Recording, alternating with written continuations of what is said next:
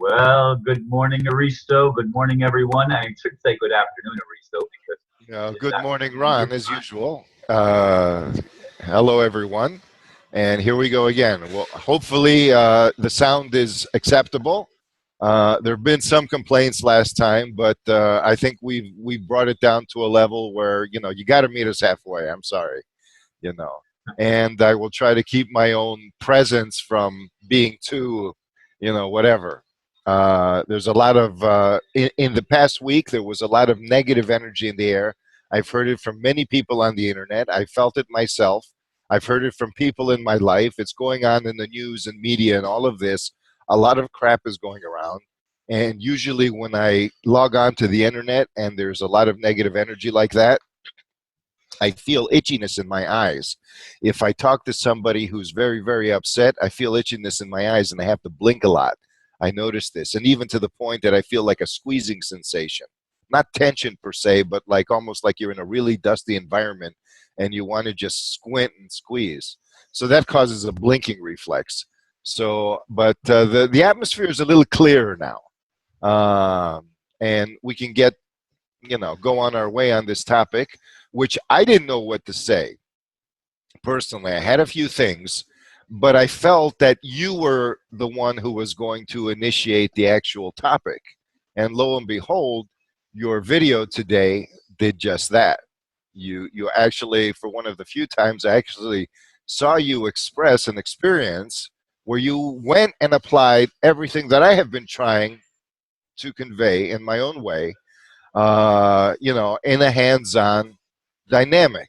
When I was saying we face the shadow, I mean you have to face an energy, which is basically a sensate internal experience or an awareness or however you want to call it, but let's call it energy. I mean, people, or a vibe or a presence that wants to kill you. And it doesn't just want to kill you in a dispassionate, objective, impartial type of way. Oh, excuse me, hello, I just want to kill you. It's really, really nasty, malevolent, in a malevolent type of want to kill you. And it doesn't want to kill you because there's any sense like you did something wrong, so I'm going to kill you. It just hates your guts. You're experiencing the incarnation of hatred, and it's very hard to express what this experience is and its impact theoretically. Basically, I won't say it's impossible, but and I think it helps, or else I wouldn't be doing these videos. But you have to really get to it. And then my suggestion is, if anybody goes through an experience like that, take stock of everything that led up to it. Take stock of the physical symptoms, of the emotions of everybody else, of the responses of your environment, of everything that's going on in your life. Take stock, because you are consolidating, you are given a book of wisdom. Okay? Any event that involves true confrontation with a shadow, okay, you can call this the title, the book of wisdom, confrontation with a shadow, or wisdom is confrontation with a shadow, or is born from confrontation with a shadow. So, but even the words I'm using, confrontation, again, remember all of those videos and talks and things others say about spiritual warriors, about the battle. All the while you've been encouraged to learn this lesson, so to speak. Everybody around you was talking about demiurges and the evil ones and the battle between good and evil and warriors and exorcism and the Gideons and the thises and the, all of that stuff was basically everybody's fear, in my honest opinion, everybody's fear of what you had to go through, which is what we all have to go through. Okay, there's a lot of people that go, repent ye sinners, for the fires of tribulation are coming. And everybody freaks out and calls them doomsayers, and usually they are, because psychopaths, ooh, look at that, that's something to terrorize people. Well, every lie has a truth behind it. So the fires of tribulation, the apocalypse, you went through, Ron, an apocalypse. This was a revelation. But the revelation was gone through a tribulation. That's the pattern. Tribulation, revelation, redemption. And However, how do you, because many say that even the book of John, of Revelation, since we got all these Christian and religious things flying around here, is actually a manual that's Gnostic. It's a Gnostic type manual. It's got symbolism. Now, all of these, you can argue about the details in all of this, but you can interpret it on many levels. I prefer to interpret it on the esoteric level. Why? Because I can apply it then. I can't apply anything when monsters are coming out of the skies and horsemen are blasting me with flaming arrows and crap. What am I going to do? What are you going to do? What's the ambassador going to do, or whatever? What's the Neil Keenan going to do? All of these things, when we talk about prophecies, it's like, look, if I can't use it, I don't need it. It doesn't matter. If I can use it as information to keep in mind for a reason, then good. But if it's just something, the truth is going to kill us, where is the phrase, the truth will set you free? Most of the crap I see on the internet does not set me free. Does it set you free? I mean, is anybody out of here feel free when they hear about the meteors coming down, or the sky being controlled, or the this or the that? I mean, we're all going to get the jackboot whether we like it or not, or the fucking economy is going to collapse and we're going to starve. Does that set us free? All we do is run around like chickens with our heads cut off, and people actually think they're awake. If your head is cut off, you're not awake. You're dead. You're a zombie. You're something. You're anything but, and I don't know about the words, awake, aware, that really means asleep. But you know what I'm talking about. To me, awake means that we're aware of what's going on in the world around us. Exactly. That's absolutely an essential part of the change that we're going through, as I see it. Okay. So the command, when somebody tells you, you better be aware, it comes down as beware. Beware, So beware is not a warning of, oh no, but then we get to interfere. Beware. And then our hair sticks up and we get butterflies in our stomach and we freak out. Beware. It's always something, we're programmed to be afraid of being aware. So we can tell ourselves we're aware, but we never, until we confront the fact that we are actually programmed. Beware of what's happening. Beware of the Ides of March, all kinds of things like that. We're always programmed to be afraid of being aware at a deeper level. Ron and I had a conversation earlier, and we talked about different levels of awareness, of different levels of interpreting things.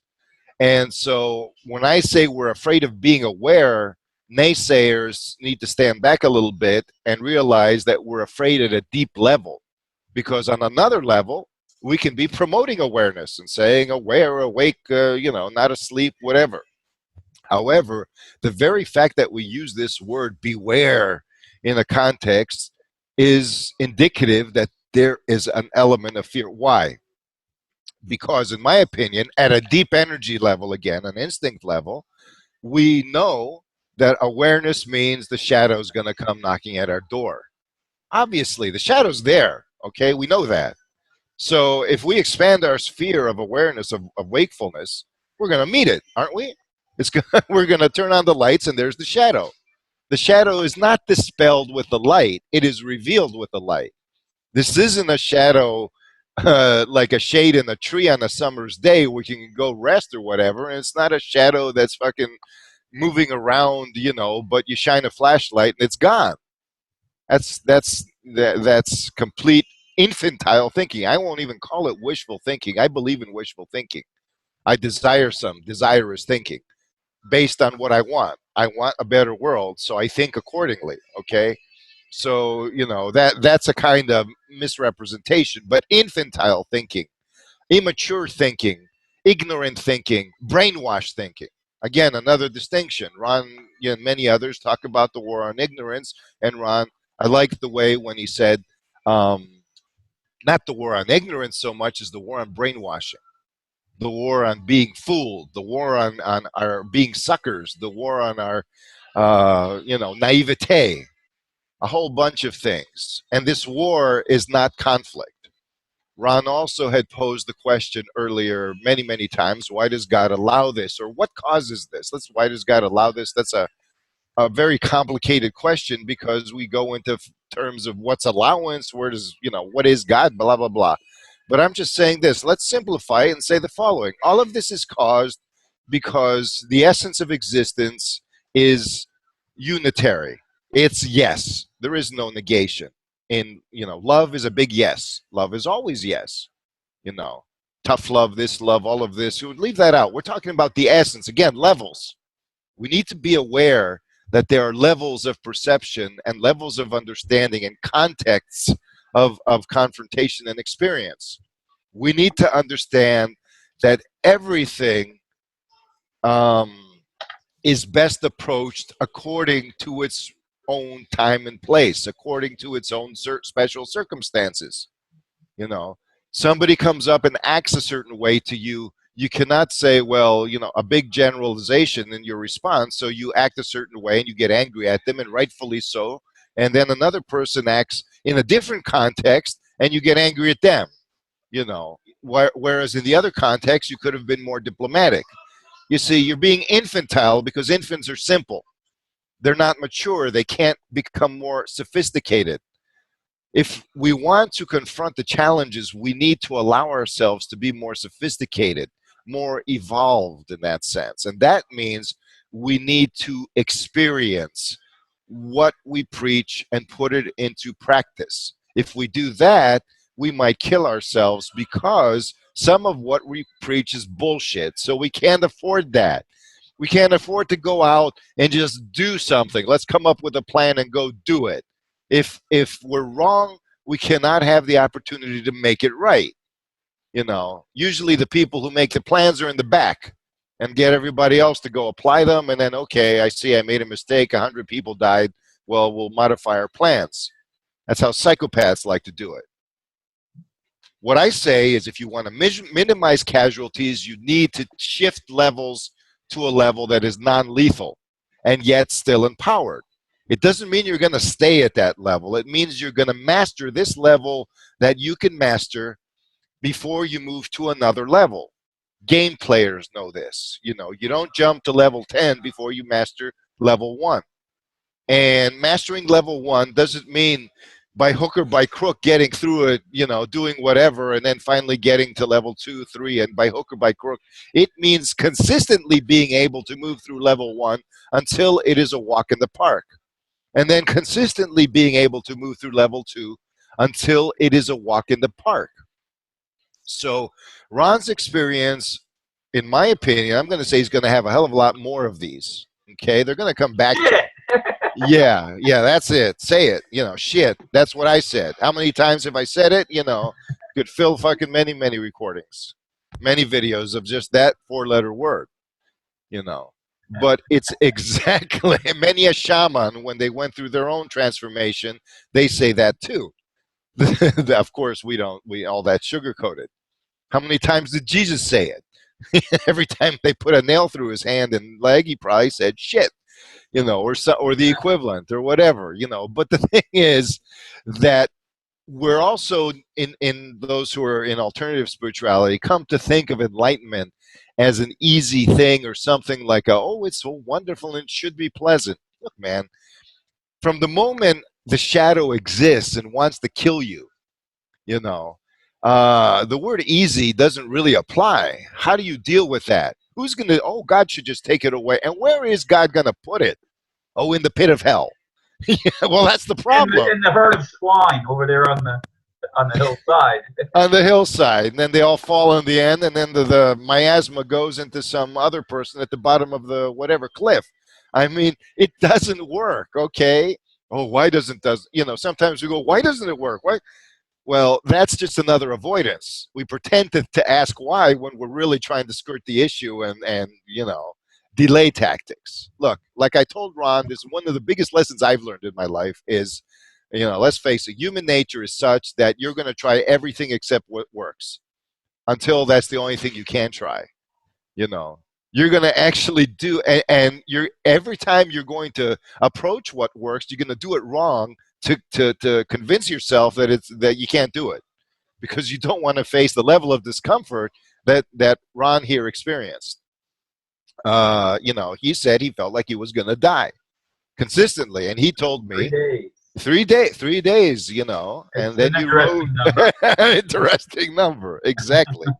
You went through a lot of biblical type experiences all on the inside. This is my version of inner work.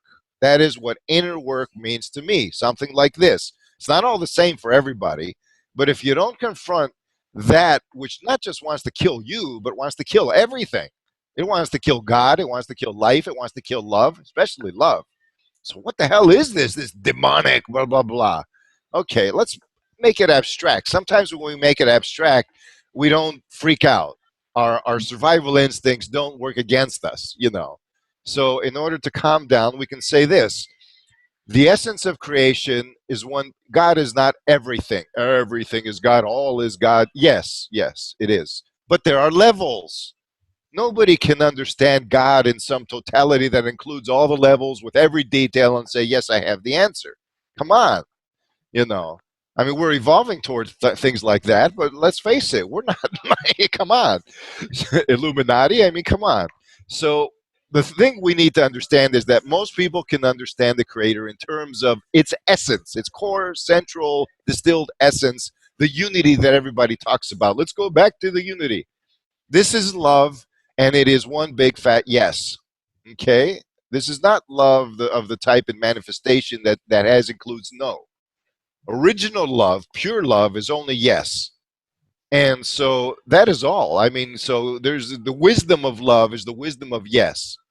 As soon as you enter into the next frontier of saying, okay, I need contrast, I need distinction, you know, uh, distinction is really a synthesis, an artful divine synthesis of separation and unity. So what happens when you combine separation and unity? Well, you're still connected, but there's a difference. There's a distance. There's a contrast. Thus, you can have relationship. Now, we know that separation is painful, you know, and this is, it's not an emptiness. It's not neutrality. When you separate, what comes up is this essence that wants to kill you. But that's not what it is. That's not its true essence. Its true essence is neutral. Just like it's basically a negation. Nothing's going on. However, it is substantial. No is a verb. It is not an empty space. It is also divine. Ancient Hebrew Kabbalists said God has two faces, the dark and the light. Okay? That doesn't mean the evil and the good. It's basically the yes and the no. And this distinction is only apparent when creation comes about. So you might say essence is unitary, but creation is digital. Okay? That's the simplest way to understand it. I'm metaphoring here. So creation is digital, which means you have 0 and 1. 0 is no, 1 is yes. Let's put it that way. So you have to create an artful, loving synthesis of yes and no, and then you're able to play with contrast, variety, distinction, individuality, relationship, and then this essence of unitary love becomes a playground of meaning, of wonder, of the world everybody wants. Everybody who's real, that is. Except, however, how does God do this? And God, again, we see a father, a wise man. Why don't we see God as a kid? Why don't we see God as an infant, as an egg, as a baby, as a newborn baby coming out and saying, wow, possibility, oops, I fell. Why did I fall? Because I entered a domain where gravity operates. I'm not floating somewhere, alone anymore. I'm entering into the realm that I know, but I don't embody. So all of these problems are caused because somebody who's infinitely loving tries to embrace negation. Oh, come here, become one with me. And instead of using it as an artful synthesis where one dances with the other, they try to merge it into a gray sludge. They try to become one with it. They try to consume it in the name of loving it. A loving being doesn't know the difference between consumption and relationship. A loving being wants to be one. You want to be one with God, right? So the mystic goes and drops their ego and dissolves. Well, what's the difference between that and being digested by an amoeba?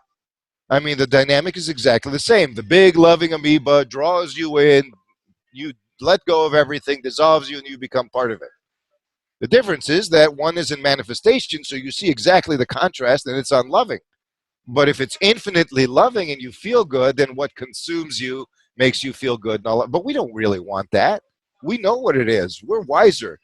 The divinity that has grown through us, that includes essence and manifestation, is a mature divinity. Is God grown up? But reflected in us as its image and likeness, God is still a teenager and is still, confused. It's not that God is confused per se. It's that the level of our experience can only access the level of God to which we are the image and likeness at any given time. So the God of a psychopath is a monster. The God of a controller is a controller. The God of a person who escapes and avoids is a God that never talks to you. He's always avoiding you. You have to, if you want to understand God, you have to look in your own mirror. That's the reverse mirror effect. The ambassador talks about looking in the mirror, right? To see yourself. Well, let's take this crazy abstract metaphysical thing here. Let's say that God, you are the mirror of God. God looks to you as his own mirror. That's what the Bible says, image and likeness. So maybe if you look in your own mirror, you can see God. But you will always see God through the quality of your own mirroring. So that's and in that kind of sense, because awareness is alive, that will be your God for all practical purposes. Why doesn't God come down and clean the mirror? He is. It is. It is. But the mirror needs to be self-cleaning. Okay? And the way this is done is to bring the mirror, us, the mirror of creation, the mirror of divinity, the living image and likeness, into circumstances where we can heal. It is not done for us because then we would not be mirroring the divine. We would be an object that absorbs a few qualities and reflects a few qualities. We wouldn't be a perfect reflection of the divine, but we are becoming one. Right now, we're not a perfect reflection of all levels, but we do have something in us, a little clear spot that reflects perfectly. What that is, only you can tell, only each person. So each person needs to look at themselves as a mirror of the divine in their own mirroring. It's almost like this. You put the mirror of personality in front of the divine mirror and you have infinite reflections. So you see the depths of yourself.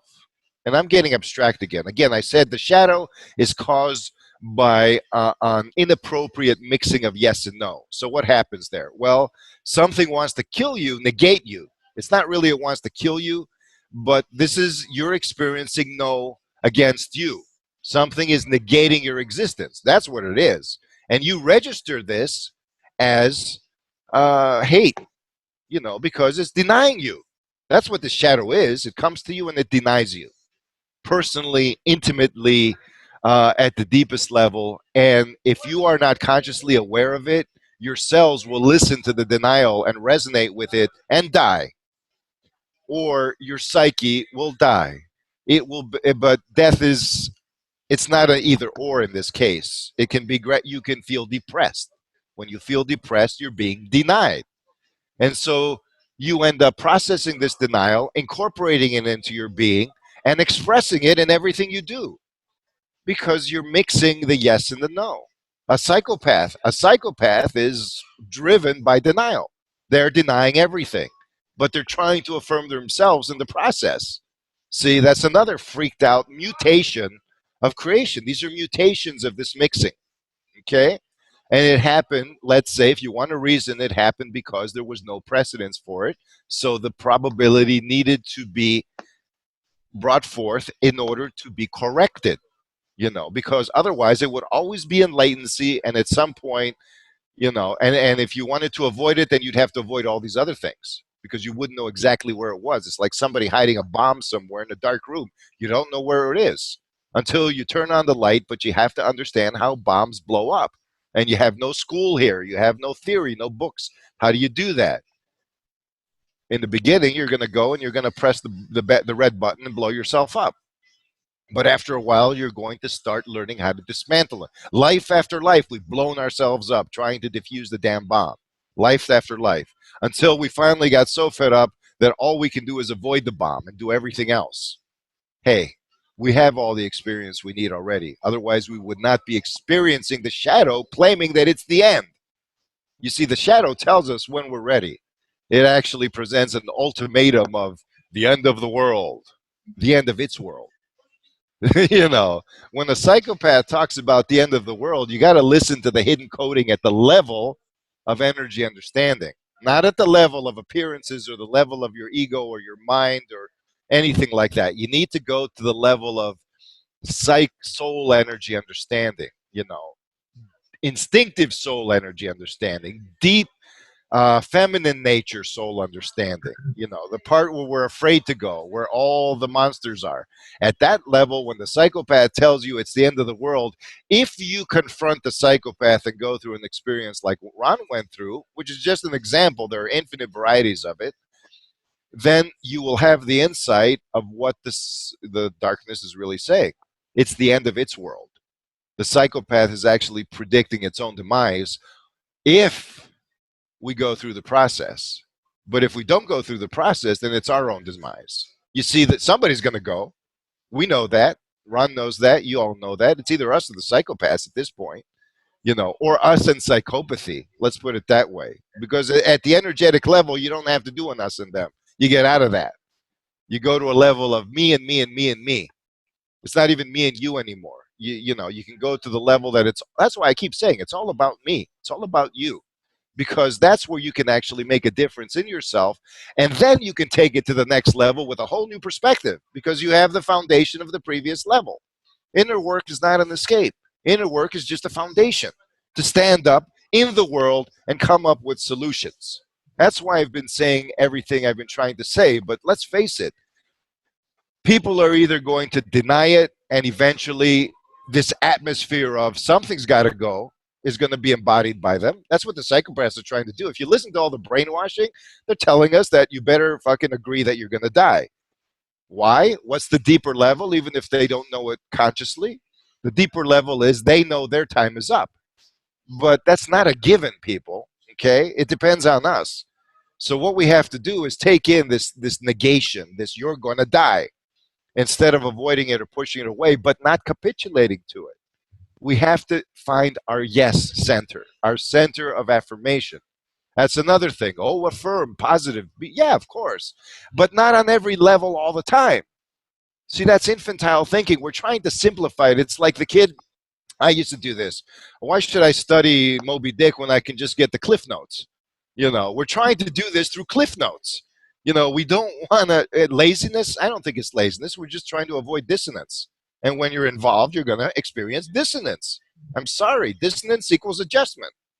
Adjustment, but only if you're addicted to the prior situation. I'm adapted. I'm addicted. I'm okay. Everything's fine in my life. Nothing should change. Well, if change says, no, I'm sorry. You can't. This is unsustainable. You're going to experience dissonance. You don't have to experience suffering, but please, people, at least dissonance. I mean, let's say God wants to negotiate with you and says, look, man, there's all kind of fucking insanity now, a toxic dumping of denial here. Everybody fucking is responsible. Okay, we're all here. We're all in this together. We're all one. Okay, what are we going to do about it? I don't want to do anything. You're God. You better do it all. And it's like, well, it's not sustainable that way because you're creation and you're supposed to be in my image. So I can't do something without you reflecting it. So maybe God wants to do something, but the mirror says no. So then God feels frozen and can't interact. The mirror has to say yes, and because God is always saying yes. Okay, so that's why I say, look, man, if you want to look at the level of God as an all-powerful being, you're playing into a psychopathic mindset of power versus powerless. I'm powerless, God is powerful. It's different than I feel powerless, okay? But if you want to get beyond the feel powerless, engage with a shadow, because that's what's telling you you're powerless. Okay, that's what's telling you you're going to die. Oh, where is the shadow? Oh, come on, turn on the TV.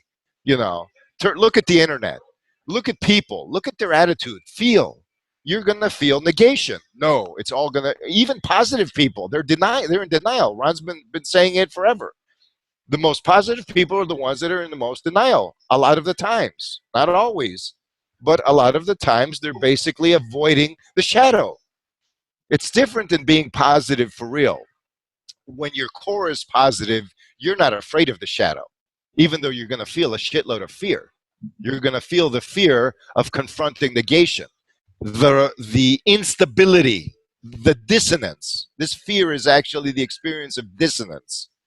And your instinct tells you you either have to run from it, fight it, or freeze in front of it. And there's a fourth thing. Instinctively, a lot of people get horny when they're afraid. It actually, if you're in the right circumstances with the other, your lover, and there's fear coming in and it's the right kind of fear, it's a certain abrupt fear, a startling, then it might create lust. Some people in wartime, they get more horny, basically they make love more to affirm life. So that's another response. So there's four F's then. There's 4 F's. Fornication is the last one. Oh, well, I'm thinking of a 4-letter word. It is a 4-letter word, but I'm in a polite mood today, so I want to keep our G-rated audience. So yes, it is a 4-letter word. Flight, fight, freeze, and fuck. But the problem with that word is that can also be a word used when you are being fucked. So it's a kind of word of victimization. But in this case, I say fornication because it represents the active more. And it's also something religious people don't like. They want us to have the other 3 responses to fear. But you see, fornication or fucking is a creative act. It's also tribulation. It's friction, isn't it? There's friction involved. There's a rubbing, there's a caressing, there's a whatever, but it's also frictive. So if you engaged in tribulation creatively, you're actually, and with love in the essence of your being, affirming yourself while you're doing it, you are engaging in the 4th solution, the 4th option that your body understands because it's instinctive, regardless if that instinct expresses in a sexual manner under, coarse circumstances. But you can take that and say, I can work with this. I can't work with fighting. We're trying to work with fighting. Let's fight like a warrior, a spiritual warrior. Really, come on. It's all conflict, and conflict's the problem. Freezing, that's denial. Uh-oh, eat me, kill me. Flight, there's nowhere to run. I'm sorry. So the 3 options are out of there. We got to face it. And we're not facing the 4th option. We're not facing our life force, our sexual energy, our creative energy, our loving energy. So what did Ron do with the shadow? Paradoxically, he was making love with it. Okay, he was in making love with the shadow. Try to make love with somebody who wants to kill you. That's not easy. You cannot negotiate with the shadow. You see, making love with the shadow is not saying, "Oh, Mr. Shadow, Mrs. Shadow, please, let's." No, that's affirming separation. The shadow is not another person. It's an essence. It's an energy. And what you do is you affirm yourself. I am love. The core of me is love. No matter what's going on around me, my essence is meaningful. So love is basically an emotion, but the core of love is the essence of what's meaningful. Look at everything meaningful, okay? If love isn't there, then you're lying. It's not meaningful. Love is there in some way, in some shape, in some form. So if you engage in this thing from a loving attitude, love yourself. You don't have to love the shadow as an object. It's not an object. What you have to do is affirm that you are love. That was the problem. See, when infinite love embraced negation, it tried to bring it in and consume it, and then it ended up denying itself. You see, when you swallow negation, you end up having a force that's self-denial. You cannot be one with negation. You can dance with negation because ultimately it's always an affirmation. The ones are substance, the zeros are the space between the notes. In order to sing, we need the notes, but we need the space between the notes. We need the yes, we need the no. In combinations of infinite variety. So we're learning how to be creators, aren't we? We're learning how to be creators by fixing the let's say the mistake of our own reflectivity. You know, it's not God's mistake per se, because we are the very reflection and creation. God didn't create anything out of a vacuum. He didn't create everything out of negation. He created it. They are our parents, so we inherit everything they are. So we can't blame our parents, because we would be making the same mistake under the same circumstances. So it's not their fault. They fucked up and we can do better. No. That's the sin of Lucifer. God fucked up. That's why Lucifer revolted. If you want to know, it was out of compassion, according to some myths. You know, it's like, hey, you fucked up, God, so I deny my angelic nature, which makes me not have free will, and I choose. But Lucifer didn't know that he was actually obeying his angelic nature, because his job was to spread the knowledge of the shadow. Okay? And our job, Good job. he did a good job. And it's our job to embody that, because it's one when the shadow itself, but he got possessed by the shadow, just like we get possessed by the shadow. Just like, you know, ultimately, if God gets possessed by the shadow, creation disappears or turns into this hellhole. You know, that possibility exists, and we have the right to say we don't want that. We have the right to say no, but we have to master negation by healing the shadow to do that. And we have the right to say yes to paradise. It's 9:55. Thank you for everything. You're for everything. Well, I'm not leaving or anything, but thank you for your attention, and for this is difficult to make sense of, but you can't avoid the experience. You can, however, choose the form it takes. So you're not lost. Take down and face the shadow where it faces you. Face the shadow before it becomes overwhelming. Listen to your plate. Its size is tailored to you. That's all for today. And till we meet again, shall we say. Thank you, Aristo. I think that should bring some clarification for the people that are ready for it. For the people that are ready for it, exactly. Thank you very much. Bye-bye. Thank you. Bye.